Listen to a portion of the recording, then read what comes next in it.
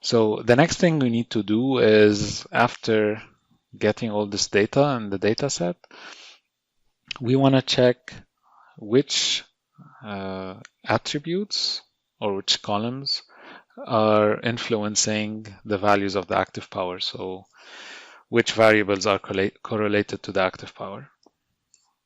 Okay, so to do that, we're going to create a correlation plot and using Python, and we're going to check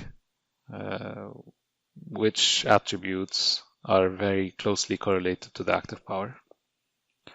Okay, so to do that, we're going to use matplotlib library and Python.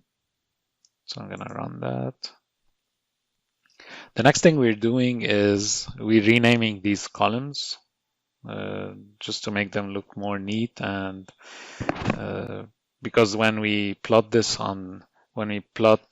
correlation plot, we don't want to have very long names because they're gonna overlap each other. So basically we're just renaming these columns to shorter names. So like blade 1 actual value becomes BL1. Same thing for blade 2 and so on. Active power becomes AP. Air temperature becomes AT, and so on. Okay, so I'm gonna run that. And this is where in this cell, this is where we create the correlation plot. I'm not gonna go into a lot of details here, but just as a high level, what we're doing here is first getting the correlation table by basically getting the data frame dot CORR. This basically gets the correlation table. After that, we're enlarging the figure a bit so that the correlation plot is enlarged so we can see it properly.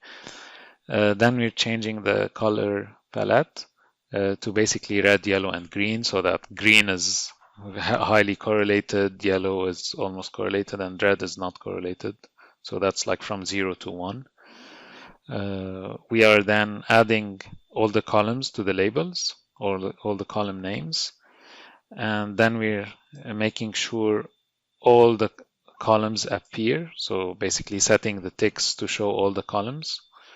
So that it doesn't skip some of the columns in the x-axis and the y-axis. And then we're specifying what to show on the x-axis and the y-axis, basically the names of the columns, and then showing the plot. So if we run this, we're going to see here a correlation plot showing all the variables and how they're correlated to each other. Again, green means highly correlated. It's a correlation of 1 in this case. And 0, which means it's not really correlated. It's around the red color. So what we care about is active power, which is AP here. And if you look at what it's closely correlated to, first you can see it's correlated to RS, which is the rotor speed. It's correlated to the turbine state, so if the turbine is on or off. And it's correlated to AT, which is air temperature, and wind speed.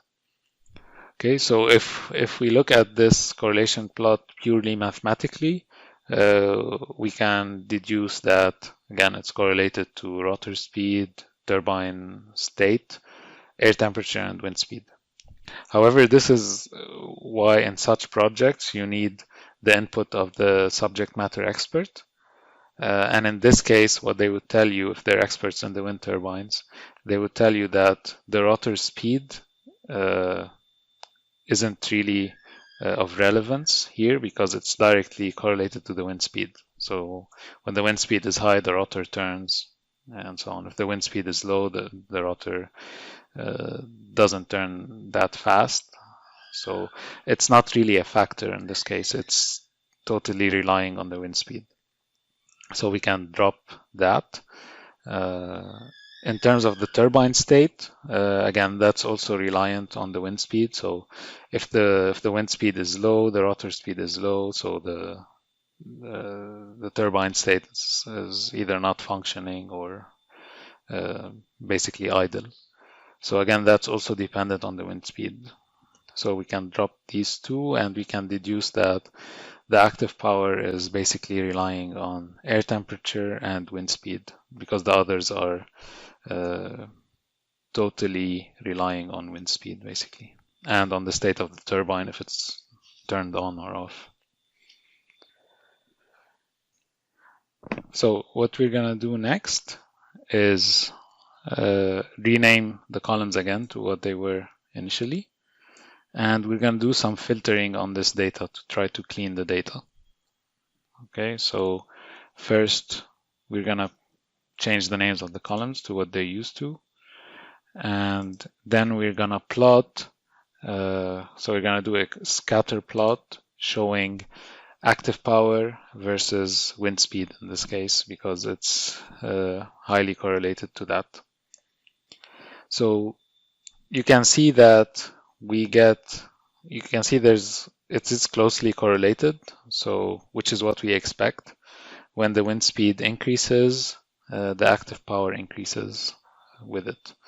But you can see here that there are patches in the data where we can see some bad data or inconsistent data or things we do not expect. Okay. So this is why we're going to do some filtering on this data. But before we do that, if we look at the workbook, specifically if we look at section 3.3.4, you can see a description of this chart and these patches of bad data which we have encountered. And there's a description on each one of those. So we have the red region here, which is sort of a horizontal line in the middle of the values. So that's due to the fact that one of the turbines, which is GE05, has a rated power less than the other turbines. So it's maxing out at this period. I think it's around 800 kilowatts.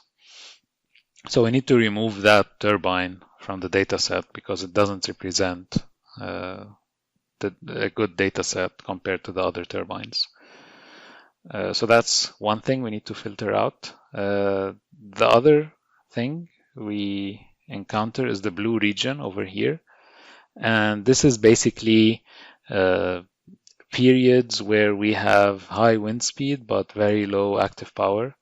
And this could be because of maintenance in the plant or because of curtailment, because we cannot provide more power to the grid or it is not required to do so. So even if there's high wind speed, we don't want to provide high power.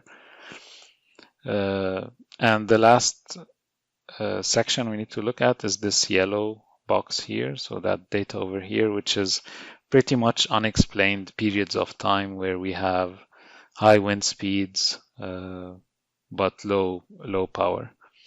So again, this is considered bad data and we don't want to feed these into the model. So we want to drop these. Something else we need to make sure of is, these are the three filters we're going to implement in a bit. Another thing we need to make sure of is we need to make sure that the turbines are operating. So we want to keep the data where the turbine is actually in a running state to avoid, again, bad data or when it's idle or when it's doing curtailment.